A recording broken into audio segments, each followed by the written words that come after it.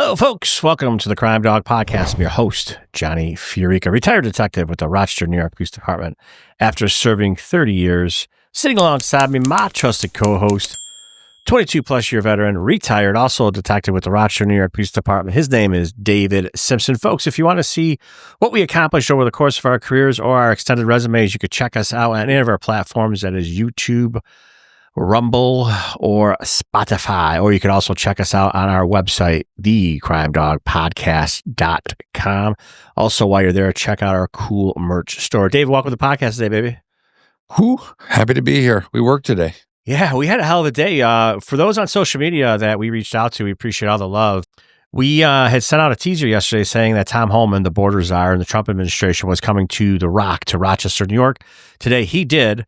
Although we did not score the interview, we did not anticipate scoring the interview. We had a great idea from our super producer, Danny Agnew, who said, you know what, guys, let's go take a remote camera, some microphones, and let's go talk to some people on both sides of the spectrum. So, David, today, what we saw today on Lexington Avenue, because Tom Homan came to the Police Officers Union for the Rochester Police Department, that is called the Rochester Police Locust Club. It is headed up by President Jeff Whiter, Vice President Paul Dondorfer, and their staff. The executive staff had brought Tom Homan in after talking to him at a police conference shortly after the Sanctuary City incident with a traffic stop regarding our guys and ICE. Correct, David? Yep.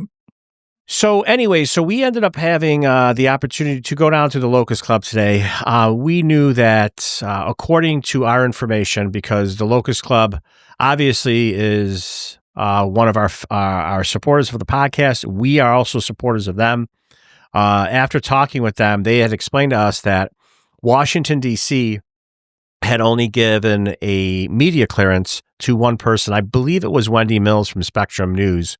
Wendy Wright from Spectrum News. So she was the only one who had the ability to go in there and actually have a face-to-face with Mr. Homan, which we totally understand. The rest of the media was outside the fenced, the portable fenced area for the Locust Club that was around the Locust Club today. David, today what we saw when we rolled up to the Locust Club, we saw protesters. Everybody was peaceful. I want to say that. One was on one side of the street, one was on the other side of the street. The pro-police officer protesters were in front of the Locust Club on their side of the street, and then across the street was the anti-Tom Homan. I wouldn't say anti-police so much, but it really was anti what was going on today. Yeah, it was interesting. The back the blue side in support of Mr. Homan definitely had a lot of thin blue line flags, and the other side seemed to. There's definitely some negative police signs there. Yeah. They were a little probably louder. They had some megaphones and stuff like that. You're going to see in some of the interviews, it was much more coordinated, and we can get more into that in a second. But yeah, it was a decent turnout, certainly in the support of Homan. I thought the protesters were a little thin, and I certainly the cars that were driving by greatly supported the police and the Trump administration's, in general. Based on their honks. Yeah, 100%. So we rolled up, we got out of our truck, we went right to the anti-side, of course, and we went over there, we started talking. We hooked up with the head of their side. She said, I don't want to talk. The one thing I do want to state for the record, because we say we shoot it down the middle, the majority of the people, if not all the people, were respectful to us. They may have been sarcastic and may have been a little short with us at times, but they weren't aggressive. They weren't violent, obviously. But they were respectful, David. Would you say that?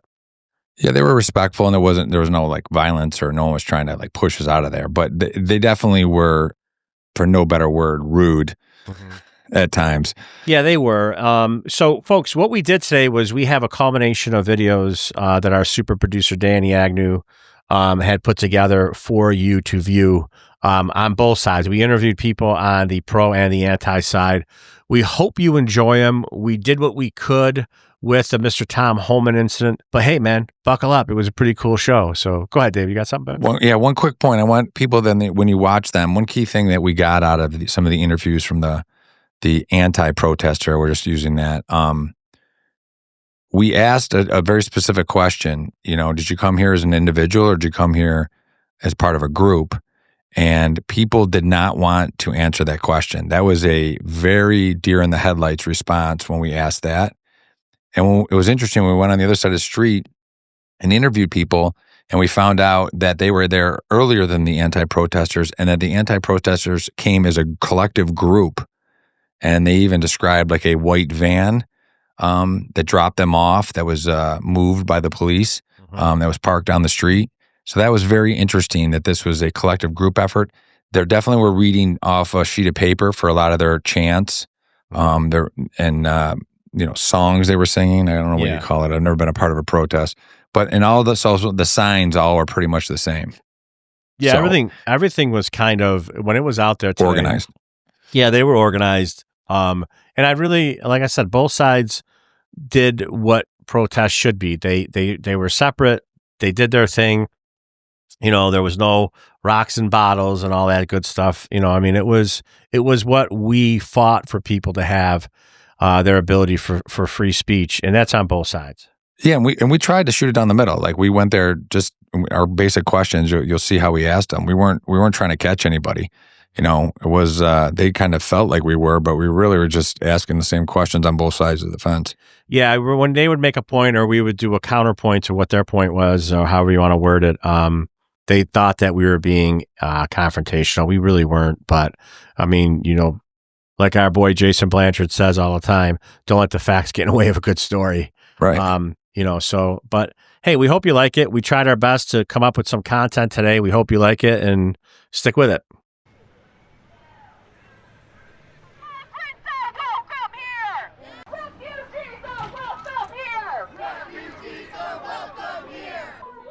How you doing, sir? Hi. Basically, we're protesting the imposition of fascism in the United States. So what's that mean to you?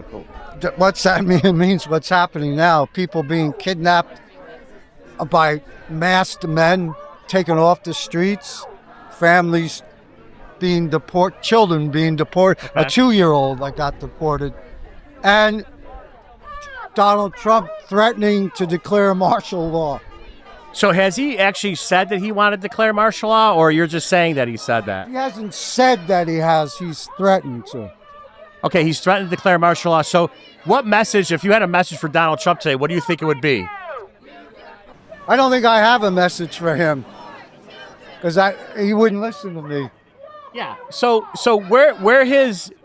there's been one or two instances where they've actually admitted that they had issues regarding deportation that they're trying to rectify, but overall, 99% of the immigration, like the deportations, have been what we call the worst of the worst. So the worst of the worst people, are you opposed to having them leave too? No, not at all. So you're not, but I don't know about the statistics. I just know that, if someone's here illegally and they've committed serious crime, I'm not talking about a traffic violation or something, a misdemeanor like that, but someone's been convicted, well, not even convicted. If they're a suspect or there's a warrant for them, then they got to go. So you're okay with us deporting people that are illegal immigrants here illegally, but they had to commit crimes? You're okay with people here illegally? Well, what does illegal mean to you? Well, they're not a U.S. citizen. They came across the border during this mass migration over with Biden. Across the border? Technically, yes, they're illegal. Are you opposed to having them deported, or you just want the people that have massive criminal records deported? The people who are criminals, people with the criminal records. So you don't view crossing the border necessarily as a crime that should be deportable? Crossing the border illegally, yes, technically it's a crime. No, but I'm asking if you, sir, believe that if you cross the border illegally, if you sneak across the border and you're caught doing that, should you be deported? Yes. Okay. So okay, good. So basically, you just don't want anybody deported that should not be deported. Is that what you're saying? Could you point to a time when President Trump actually said that he was going to deport people with martial law? No. It's not about the immigration deportation. The imposition of martial law was a threat if there are demonstrations, and it could be used as an excuse Well, what's your name, sir? Robert. Robert, thanks for talking to us today. We appreciate you, brother. Robert, thank you. Johnny. I'm David. Thank you, sir. Appreciate you. Yeah, I mean, something's got to be done, but I think this is going, the typical pendulum. So did you take There are out- actually more deportations during Obama administration. Yeah, you got right. that on record, right? Yeah, there was more deportations during Obama. Deportations during Obama. Is this a collective group setting, or did you come down here as an individual, or is this a group? We're loosely affiliated.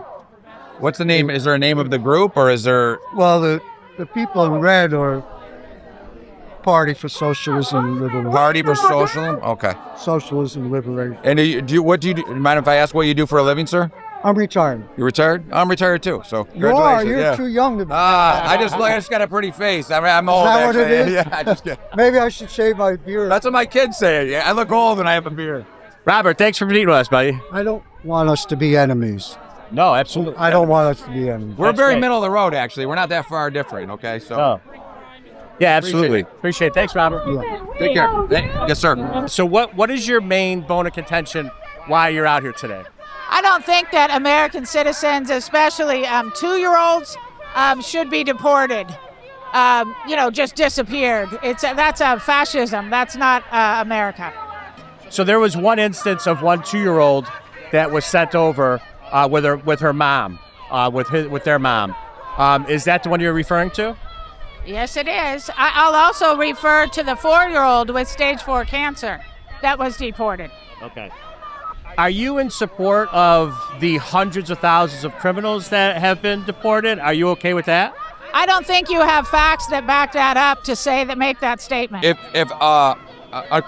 an individual committed a felony, okay, and they were here illegally, would you be okay with them being deported?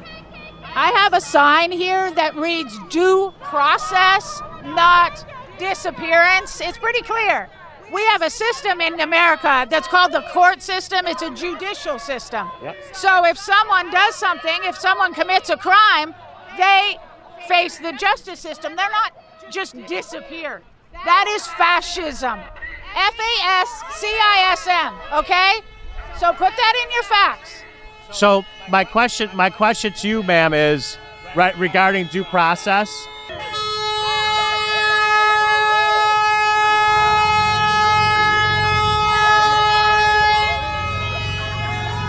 Powerful. Oh man, the other side is so powerful. They say things like, "You suck."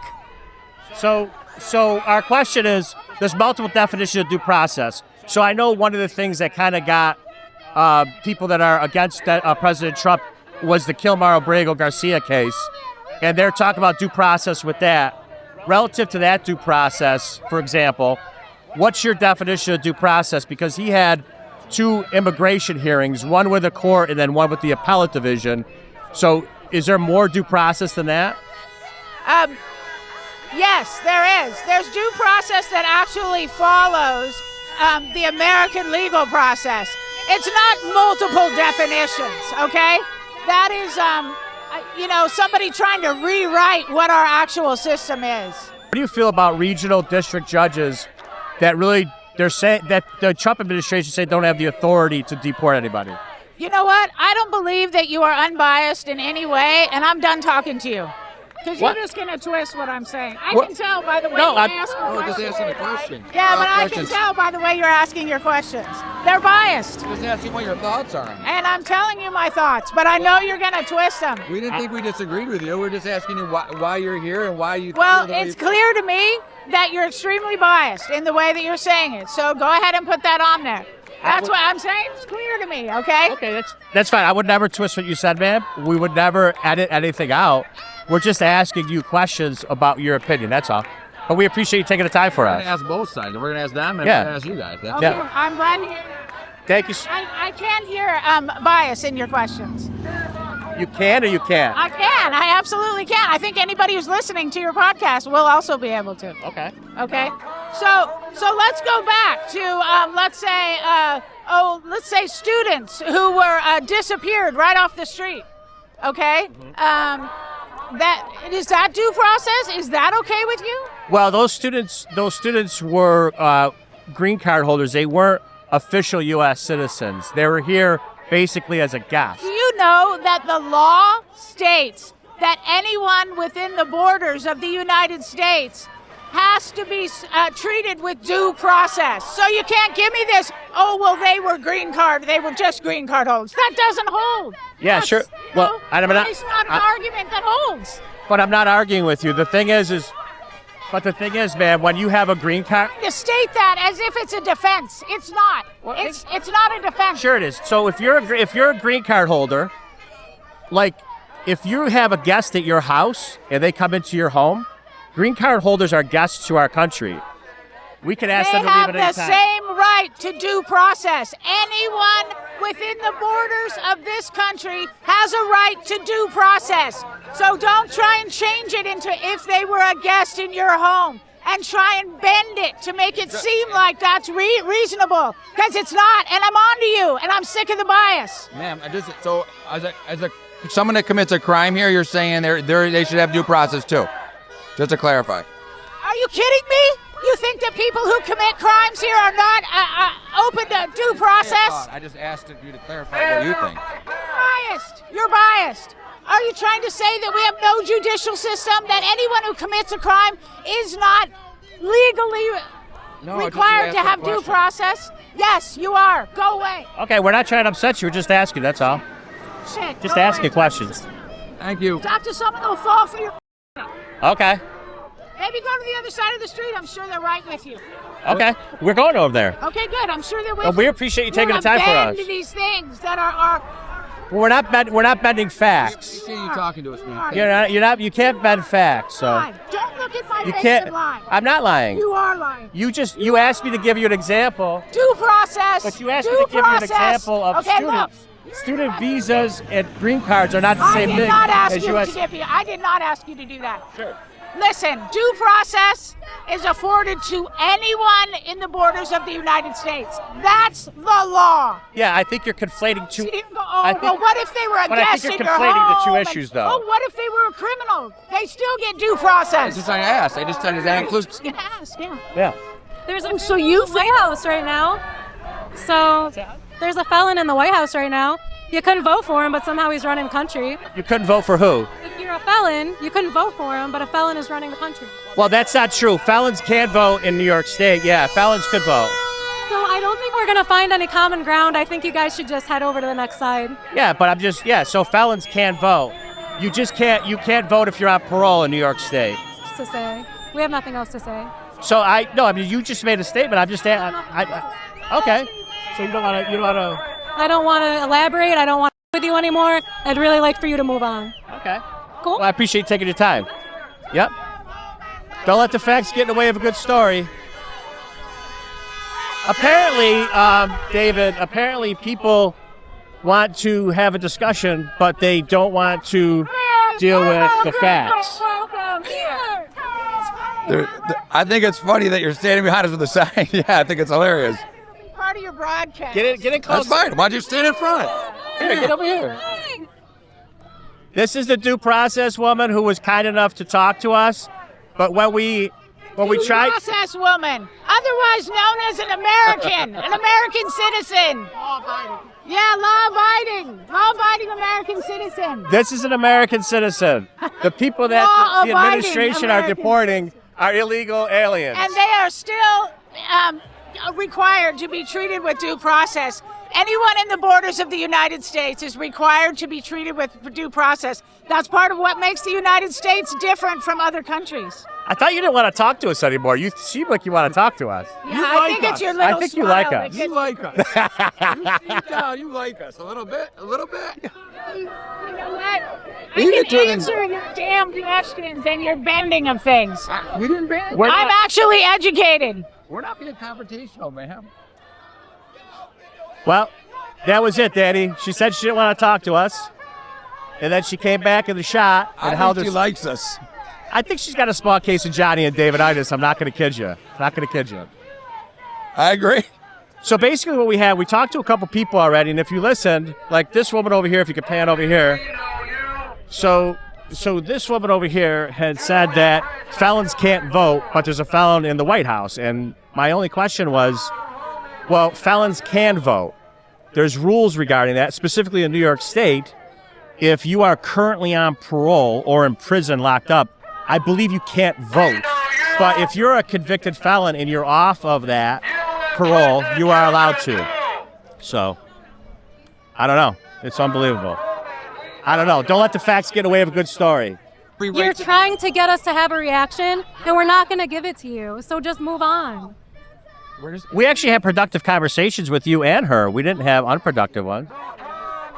Well, the only thing is you did state something that was incorrect, and I just corrected you. I'm sorry about that. I love when white guys do that to me.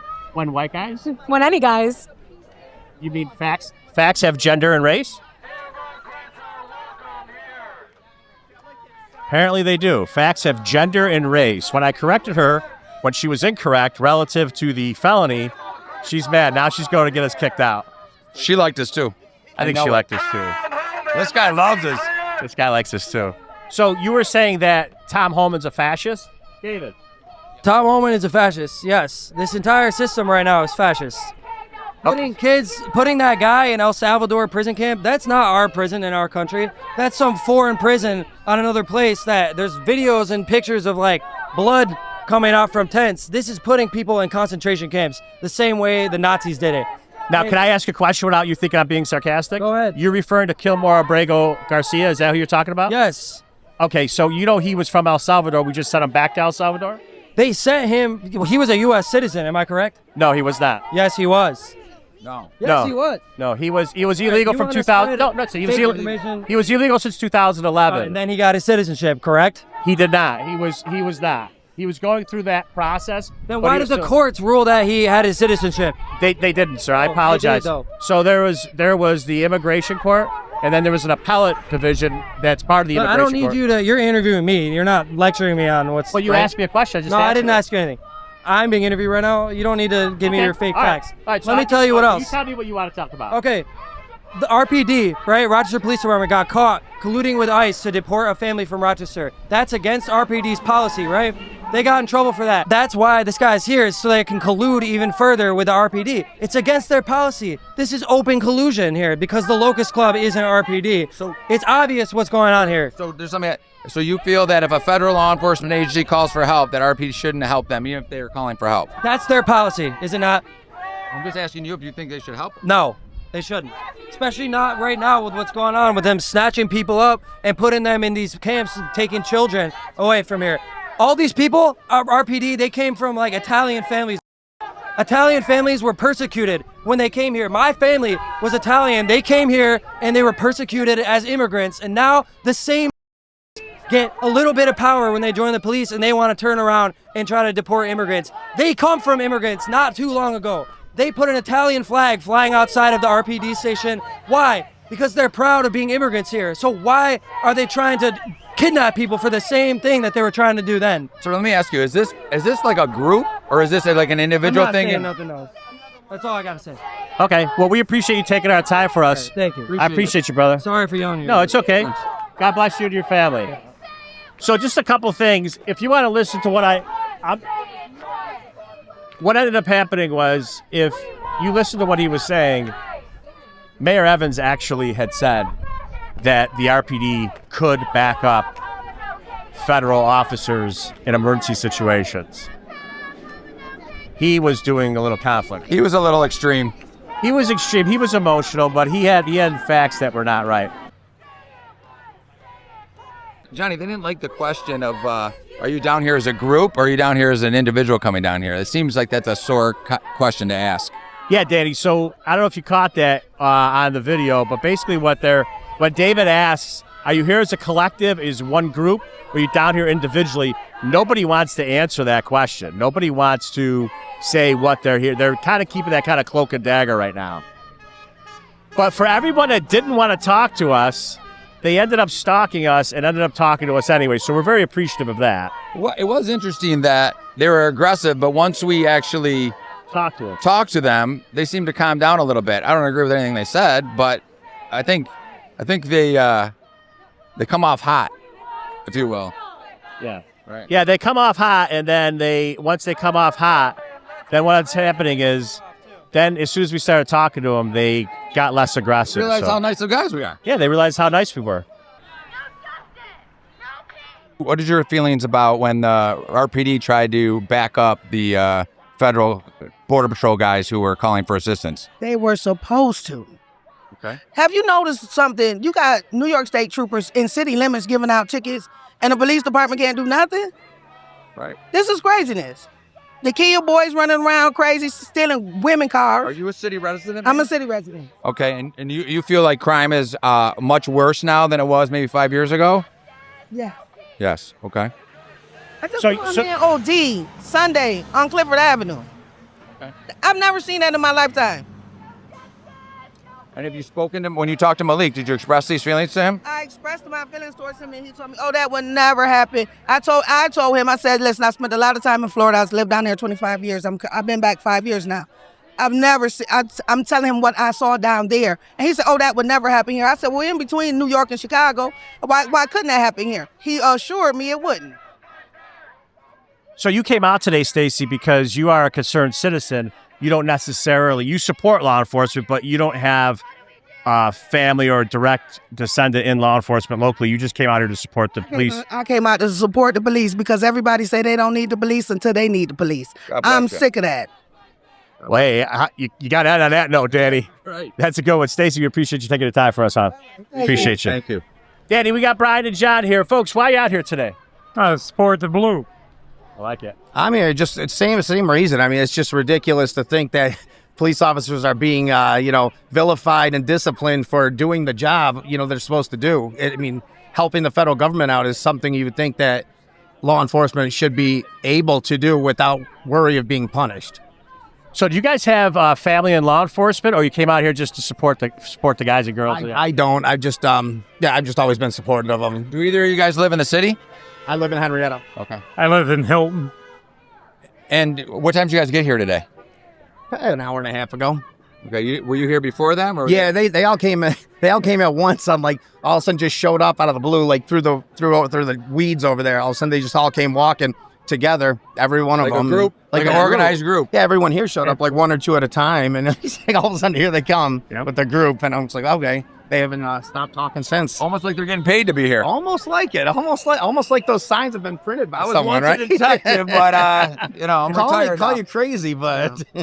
Well, the interesting thing, guys, when we went across the street to interview them, we had asked them. David's main question was, "Are you here individually as a group?" And literally every single person that we talked to refused to answer that question. That's the whole thing is they refuse to answer questions. And when you ask them why they're here, that's the best part. Then it gets real crazy because they don't even know why they're here. Most of them. What's worse? The worst thing is when they ask you a question and you give an answer that they don't like. They tell you you're trying to twist the facts. Right. So it's like they ask the question, but you're not allowed to answer it. Exactly. And then they throw out insults and the whole thing gets over real quick. But yeah, if you go over there and try to ask questions, especially with your shirts and hats and everything, they'll be like, we're not going to answer nothing.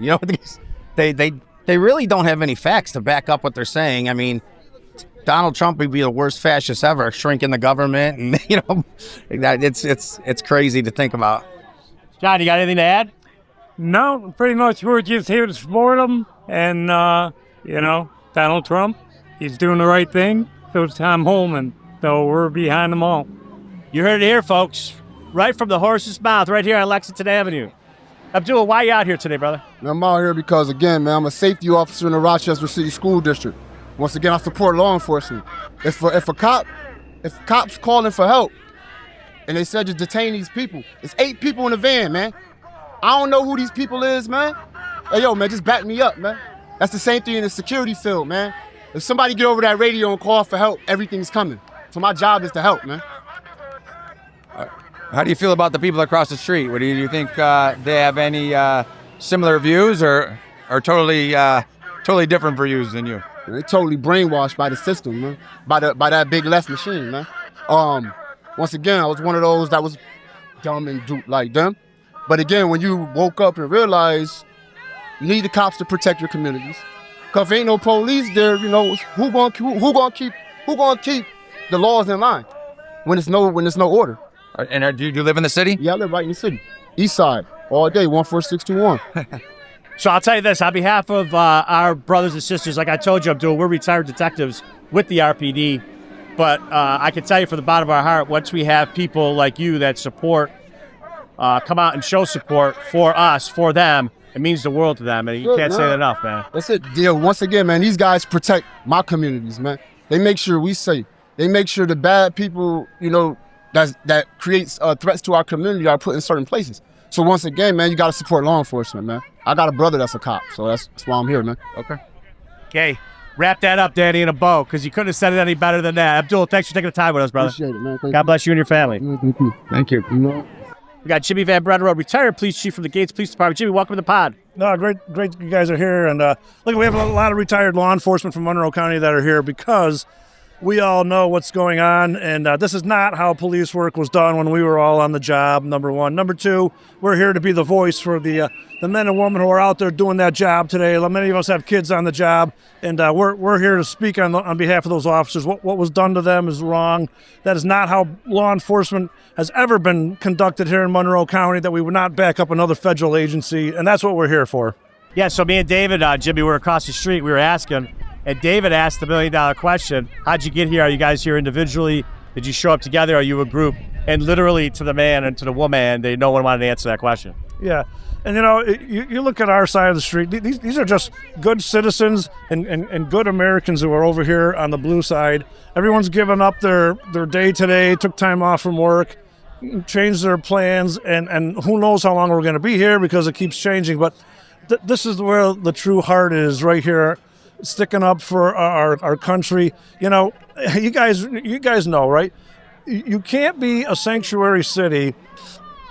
Our mayor and the police chief rely on the FBI and the U.S. Attorney's Office to prosecute all the gun charges because New York State doesn't have a criminal justice system that'll adequately punish gun arrests. So we use the federal system for them, but now we tell ICE and immigration, RPD or law enforcement in the city is not going to come back them up. That is absolutely absurd. You can't pick and choose and go rogue on which laws you're going to allow your officers to enforce. And that's why we're here to be that voice, because, the men and women can't talk, but we can as retirees, and we know this totally goes against anything that we've ever done here in Monroe County. We've always had a great relationship with our federal agencies and our local law enforcement. So you're in favor of the Trump administration suing the city of Rochester for their sanctuary city? Hey, we've been waiting for someone to challenge it. It takes money and it takes resources, and thank God we have a federal government. They're sending the border czar down here, and they're going to do that. We never could have done this had we not had Trump win the election and keep true to what his message is. Yeah, Jimmy, so what you're talking about, just for our listeners, Jimmy was talking about the relationship between the federal government locally here in Rochester with ATF Rochester, led by Resident Agent in Charge Mike Curran, and also led by Sergeant Mark Lee from the RPD. The federal task force in Rochester is called VCTF, the Violent Crime Task Force. They partnered up about a year and a half ago to combat the issue of gun violence and possession of weapons illegally in the city of Rochester. And basically, in sum and substance, the federal government started taking over those cases. ATF Rochester started taking over those cases so they could prosecute them federally, because in Rochester, what we were finding out was those guys that were caught with illegal handguns were literally out the next day. Exactly. So, on one sense, you got the mayor and the police chief, right? They want the federal system because it's got more teeth. It's got more enforcement power. So we want them to come in and help with all the violence and the gun violence, and that's a great thing. But then you turn around and you tell ICE, well, we're not going to back you guys. And look at the day-to-day police officers across Monroe County are not stopping people and asking them what their status is. We are not out there actively enforcing immigration law. That is out of our purview. We are not doing that. However, when we don't know who somebody is, we call these federal agents to come in and help us, and we go and help them when they come into our town, our communities, and do any type of a raid. They need assistance, we go, because that's how law enforcement works. A little hypocritical from the city administration and the county government to want the help of the federal government in certain areas, but doesn't want to return the favor in other areas. Exactly. And look at that. That's not how law enforcement has ever been run here in Monroe County. We've always had a great relationship. We've always, believed in cooperation and coordination and communication. And to see what's going on right now, as retirees, we sit home and we watch this, and it says, what? We can either sit home on our couches, we can come out here and be a voice for these men and women who are still out there doing the job. They are the ones on the front line who are paying the price for all these politics that are getting involved in public safety. Couldn't have said it better ourselves. That was Jimmy Van Bretero, retired police chief from the Gates, New York Police Department. Jimmy, thanks for being with us, man. It's good seeing you guys. And so we got Kimberly DeRosa here. She is a huge social media giant in Rochester. We got her live at the protest. Kim, welcome to the podcast. Hi, so good to see you guys here. Yeah, it's good. We had you on a live radio show. We talk a lot on Twitter, DMs, and all that good stuff. You ran for the 134th District, where Lunsford is currently doing wreaking havoc at Penfield. What are you here today for? I'm just here to support our law enforcement, and I brought my teenage son because he wanted to come out here and support Tom Homan coming to Rochester and supporting public safety and taking it seriously. The people of Rochester deserve so much better. What do you think of the people on the other side of the street? I love it when the cars come by and like drown them out with their horn because they are annoying. They're just throwing spaghetti at the wall, like talking KKK. I don't know what they're talking about. You know what's interesting is we asked a simple question over there. I asked, are you here as an individual or are you here as a part of a group? And they refused to answer the question. I thought that was very interesting. They could have been paid, right? A lot of similar signs over there we noticed too. Mm-hmm. Yeah, Kim, you know what's, we talked about it. We met you about close to when we started our podcast back in 2024. You came on Lonsberry when we hosted Lonsberry. And when you came on, and you have been a force and a voice for the local community, specifically in Penfield, what's going on. And I'm sure the cops here can't thank you enough for the support that you give us. I love our cops, and you guys are doing an amazing job. My family has first responders, so we always love our first responders. We'll always stand up for them. And we know personally how important it is, the job that our law enforcement especially does to keep us safe. But I'm so glad that you guys are blowing up because your podcast is amazing. Well, thank you. We can't thank you enough. That's Kim DeRosa, folks. We're going to be back on the other side, Danny. We hope you like that content.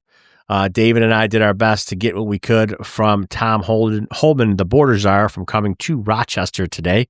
If you like that video, you can click like and subscribe. Don't forget, we are now on Spotify. We have a Rumble presence, which we have always had a Rumble presence, but we're mainly on YouTube. So hit like and subscribe. Share the video with as many people as you can. And we hope you stick with us for future episodes. But like my brother-in-law, Frankie Grassi, says, if you can't make it, who cares?